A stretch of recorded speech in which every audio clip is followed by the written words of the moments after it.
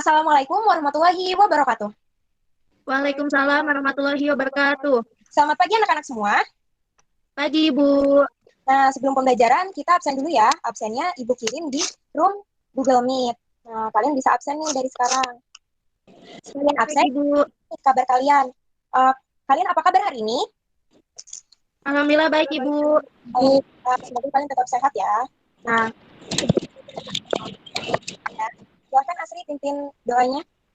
Baik, Ibu. Baik, teman-teman. Sebelum pembelajaran dimulai, alangkah baiknya kita berdoa terlebih dahulu. Berdoa dimulai. Berdoa selesai. Baik, terima kasih banyak Asri. Nah, setelah berdoa, Ibu akan bertanya nih, kita hari ini mau belajar apa sih? Ada yang tahu kita mau belajar apa? Belajar fotosintesis, Ibu. Iya, benar, karena udah terlihat ya, kita mau belajar fotosintesis. Adapun tujuan pembelajaran hari ini, yaitu pertama melalui kegiatan pembelajaran dengan menggunakan PowerPoint, peserta didik dapat menjelaskan bentuk-bentuk energi, sumber energi, perubahan bentuk energi dengan tepat. Yang kedua, melalui kegiatan tanya-jawab, peserta didik dapat menganalisis transformasi energi dari sel dengan benar. Yang ketiga, melalui penggunaan model project-based learning, peserta didik dapat melaporkan hasil percobaan fotosintesis yang telah dilakukan dengan baik dan benar. Yang keempat, setelah menonton video pembelajaran, peserta didik dapat memahami organ tumbuhan dan perubahan bentuk pada proses fotosintesis dengan baik dan benar. Dan yang terakhir yaitu melalui kegiatan diskusi, peserta didik dapat menentukan perbedaan organisasi kehidupan mulai dari sel sampai organisme pada tumbuhan dengan tepat. Next. Nah, Ibu mau nanya nih, ada yang bisa jawab nggak ya? Bagaimana sih cara tumbuhan bernafas dan memperoleh makanan? Ada yang bisa jawab? Ayo. FT mau jawab, Ibu, cara tumbuhan bernafas sama memperoleh makanan dengan melakukan fotosintesis, Bu. Nah, benar ya yang Eftin bilang. Jadi, tumbuhan itu bernafas dengan menggunakan stomata. Nah, stomata ini adanya di daun. Nah, kalau tumbuhan itu membuat makanan sendiri, ada yang dinamakan dengan autotrof. Pada proses autotrof ini dilakukan dengan melakukan proses fotosintesis. Nah, Ibu ada video nih, kalian bisa lihat. Next. Nah, mari kita tonton bersama.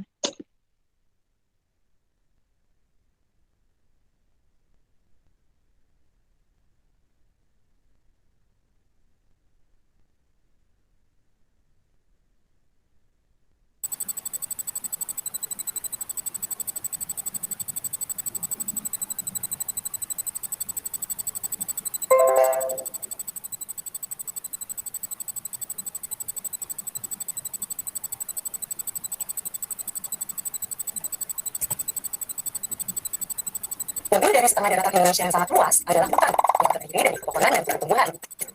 Ini menjadikan Indonesia sebagai negara yang memiliki hutan terluas ketiga di dunia setelah Amazon dan Kongo. Karena itu pula, Indonesia dijuluki sebagai salah satu pelopor dunia karena luasnya hutan menunjang kehidupan kita di bumi. Kok bisa hutan yang terdiri dari pepohonan dan tumbuhan menunjang kehidupan kita semua?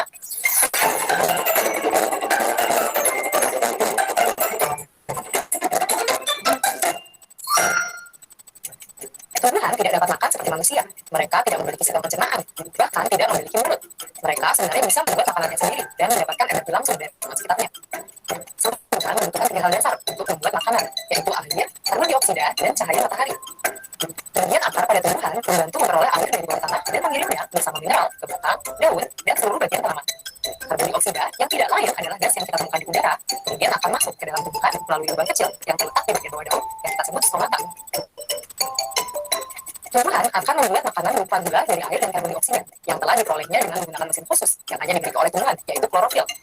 Klorofil dapat menangkap energi dari cahaya matahari dan menggunakannya untuk mengubah air dan karbon dioksida menjadi gula. Proses ini yang kita sebut sebagai fotosintesis, yang diambil dari kata foto yang artinya cahaya dan sintesis yang artinya pembentukan. Gula yang dihasilkan dapat digunakan langsung oleh tumbuhan atau disimpan dalam bagian lain seperti buah yang sering kita konsumsi. Selain gula, produk lain dari fotosintesis adalah gas oksigen yang akan keluar melalui stomata ke udara. Kemudian kita hirup dan gunakan untuk bernafas. Sekarang kita tahu, tumbuhan menggunakan air dan karbon dioksida dari lingkungan untuk membentuk gula dan oksigen yang penting untuk kita. Kita hanya bisa hidup apabila ada tumbuhan. Makanan yang kita makan dan udara yang kita hirup semuanya diberikan oleh tumbuhan kepada kita. Kalau kalian penasaran lebih lanjut mengenai fotosintesis, kalian bisa tonton di aplikasi Zenius di playlist Pas 4 SD. Sekarang juga.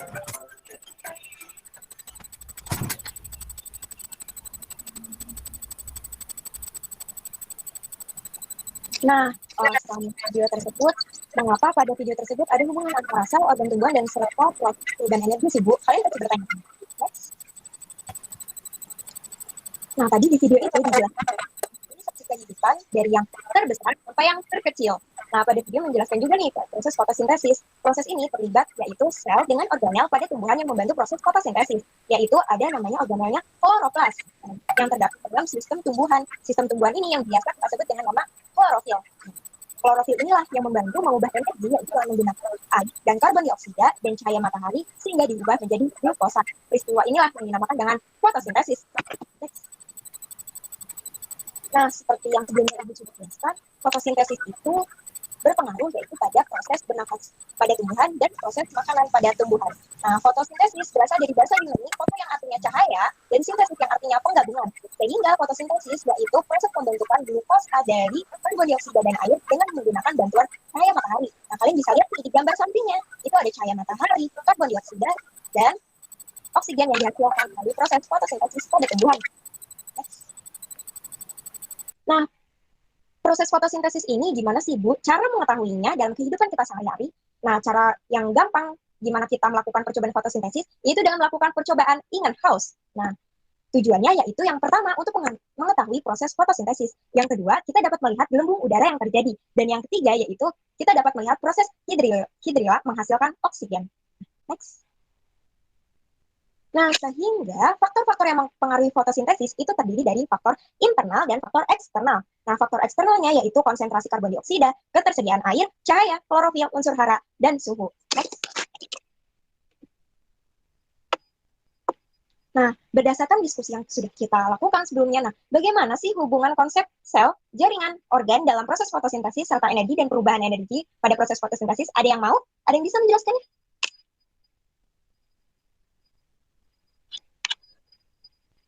Ada yang bisa menjelaskan? Ibu Asri izin menjawab. Ya, silakan. Ya Ibu, jadi tumbuhan itu kan tersusun dari sel-sel yang membentuk jaringan. Nah, jaringan-jaringan dengan fungsi yang berkesinambungan itu kemudian membentuk suatu fungsi organ. Nah, organ-organ pada tumbuhan itu ada salah satunya daun. Nah, pada daun itu adanya proses fotosintesis dan perubahan bentuk energi, Ibu. Nah, benar ya yang Asri bilang. Jadi, yang kita nonton video pembelajaran, kita melakukan diskusi dan melalui pembelajaran yang sudah Ibu ajarkan sebelumnya, itu pada proses fotosintesis ada beberapa organel yang berperan dan juga terjadi perubahan energi. Nah, selanjutnya yaitu ada konsep perubahan energi. Nah, konsep perubahan energi ini kalian bisa lihat di samping, energi bersumber dari makanan yang dikonsumsi. Energi ini akan mengalami transformasi mulai dari energi potensial berupa energi kimia makanan menjadi energi panas dan energi kinetik atau gerak dalam aktivitas makhluk hidup tersebut. Nah, transformasi energi tersebut terjadi di dalam organel yang terdapat di dalam sel. Oke, next. Nah, transformasi energi di dalam klorofil. Klorofil adalah zat hijau daun yang terdapat dalam organel sel tumbuhan yang disebut dengan kloroplas. Klorofil ini berfungsi dalam proses fotosintesis. Energi radiasi sinar matahari yang ditangkap oleh klorofil berfungsi melancarkan proses fotosintesis. Proses tersebut digunakan untuk mereaksikan karbon dioksida dan air menjadi glukosa. Selain menjadi energi kimia dalam bentuk glukosa, hasil reaksinya menghasilkan oksigen yang dapat digunakan oleh tumbuhan untuk beraktivitas, seperti tumbuh, berkembang, dan bernapas. Next. Nah, transformasi energi dalam mitokondria. Nah, adik-adik, anak-anak bisa lihat nih di samping gambarnya. Gambar organel mitokondria yang melakukan respirasi sel. Mitokondria adalah organel yang terdapat di dalam sel yang memiliki peran dalam proses respirasi sel. Di dalam mitokondria ini, energi kimia digunakan untuk mengubah karbohidrat, protein, dan lemak. Mitokondria banyak terdapat pada sel otot makhluk hidup dan sel saraf. Nah, next. Nah, setelah Ibu menjelaskan mengenai perubahan bentuk energi tadi, ada yang bisa menjawab tentang gambar ini? Bagaimana sih antara si kecambah yang digelap kok bisa mati dengan yang diterang kok dia bisa hidup? Ada yang bisa menjelaskan? Saya Ibu. Iya, Putri. Ya, jadi kalau di fotosintesis itu terjadi dua reaksi, yaitu reaksi gelap dan reaksi terang. Kalau reaksi gelap itu terjadi tidak memerlukan cahaya, tetapi memerlukan karbon dioksida, dan terjadi peristiwa ini di stroma. Sedangkan kalau reaksi terang itu memerlukan cahaya dan terjadinya di grana. Cukup, Ibu. Iya, betul. Wah, pinter banget nih Asri. Putri. Yuk, lanjut, next. Nah, bagaimana sih reaksi terang dan reaksi gelap? Nah, ini ya gambarnya. Kalau reaksi terang itu berarti dia membutuhkan cahaya matahari. Kalau misalnya reaksi gelap berarti dia tidak menggunakan cahaya matahari. Nah, ini dia gambarnya yang menggunakan cahaya matahari dengan siklus Kelvin dan proses siklus Kelvin tanpa menggunakan cahaya matahari atau reaksi gelap. Nah, next. Nah, penjelasannya yaitu pada dasarnya rangkaian reaksi fotosintesis itu dibagi menjadi dua. Ada bagian terang dan ada bagian gelap. Yang bagian terang yaitu memerlukan cahaya matahari dan bagian gelap yaitu tidak memerlukan cahaya matahari, tetapi memerlukan karbon dioksida.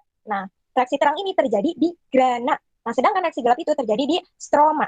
Nah, dalam reaksi terang terjadi konversi energi cahaya menjadi energi kimia yang menghasilkan oksigen, sedangkan reaksi gelap terjadi pada ATP dan NADPH. Energi yang digunakan dalam reaksi gelap ini diperoleh dari reaksi terang. Nah, pada proses reaksi gelap tidak membutuhkan cahaya matahari. Reaksi gelap bertujuan untuk mengubah senyawa yang mengandung atom karbon menjadi molekul gula.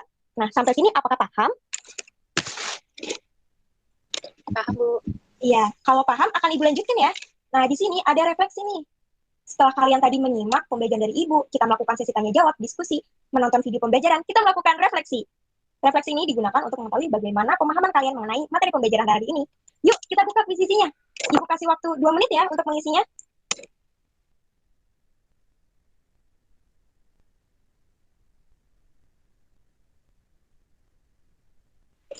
Nah, ya, apakah semua sudah mengisi refleksi yang Ibu berikan di kuis isi? Masih mengisi, Ibu.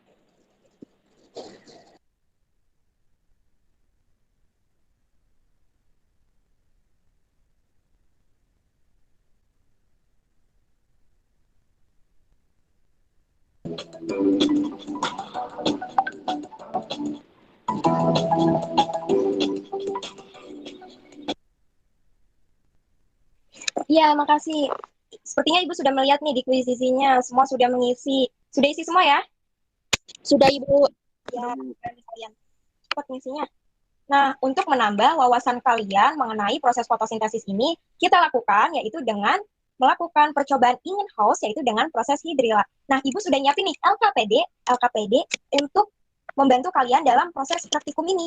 Nah, link LKPD-nya Ibu kirim di grup ya. Baik, Bu. Ibu nanti nyalain di situ ya, Bu. Iya, jadi link LKPD ini itu kalian bisa mengisi langsung pertanyaan-pertanyaan yang ada di situ, langsung kalian isi ya, langsung diklik di situ aja. Nah, baik Ibu kasih waktu untuk mengisi dan menyiapkan alat dan bahan untuk melakukan proses fotosintesis. Nah, untuk hasil dari LKPD-nya nanti dikumpulkan di minggu depan ya, karena sepertinya waktu sudah menunjukkan bahwa kita sudah harus mengakhiri pembelajaran hari ini. Jangan lupa dikerjakan ya. Baik, Bu. Tanya semuanya diisi, Bu. Iya, betul. Semuanya diisi ya, jangan lupa nanti dikumpulkan. Langsung saja diisinya di sini. Oke. Nah, tidak terasa nih kita sudah berada di penghujung pembelajaran. Ada yang bisa nggak sih kalian menyimpulkan praktikum yang akan dilakukan dan pembelajaran hari ini? Baik, karena praktikumnya belum dilakukan, jadi kesimpulan praktikumnya kita bahas di minggu depan saja ya. Nah, sekarang ada nggak nih yang bisa menjelaskan atau memberikan kesimpulan di pertemuan hari ini? Ada yang bisa? Ini Ibu mau jawab. Iya, silakan Eftin, kesimpulan pembelajaran hari ini. Jadi kesimpulan hari ini, fotosintesis itu terjadi karena ada perubahan energi yang diikutsertakan oleh sel, yaitu berupa kloroplas di dalamnya dan di mitokondria. Sedangkan untuk organnya yaitu daun yang terdapat stomata dengan membutuhkan bantuan seperti energi cahaya matahari. Terima kasih, Ibu. Iya, betul. Nah, secara teorinya seperti itu ya. Dan untuk menambah pemahaman kalian, tadi Ibu sudah mengirimkan link LKPD online. Jangan lupa diisi ya, dan lakukan percobaan praktikumnya. Karena minggu depan akan Ibu suruh presenting perwakilan kelompok dari kalian. Nah, LKPD ini diisi secara berkelompok ya. Kelompok 1, Putri dan Asri. Kelompok 2, Eftin dan Salsa. Oke, jangan lupa dikerjakan dan dikumpulkan. Nah, sekian saja pembelajaran hari ini. Tidak terasa sudah di penghujung pembelajaran. Untuk menutup pembelajaran, mari kita bersama-sama membaca hamdalah. Alhamdulillah. Alhamdulillahirrahmanirrahim. Ya, Asri, mohon dipimpin doa untuk menutup pembelajaran hari ini. Baik, Ibu. Baik, teman-teman. Sebelum ditutup, alangkah baiknya kita berdoa terlebih dahulu. Berdoa dimulai. Berdoa selesai. Baik, terima kasih banyak, Asri. Terima kasih banyak untuk anak-anak Ibu yang sangat antusias untuk belajar hari ini. Kalian semua keren dan tetap semangat untuk pertemuan berikutnya. Ibu akhiri ya. Wassalamualaikum warahmatullahi wabarakatuh. Waalaikumsalam warahmatullahi wabarakatuh. Terima kasih banyak, Ibu. Ibu. Ya. Baik, Ibu. Izin lab, Ibu.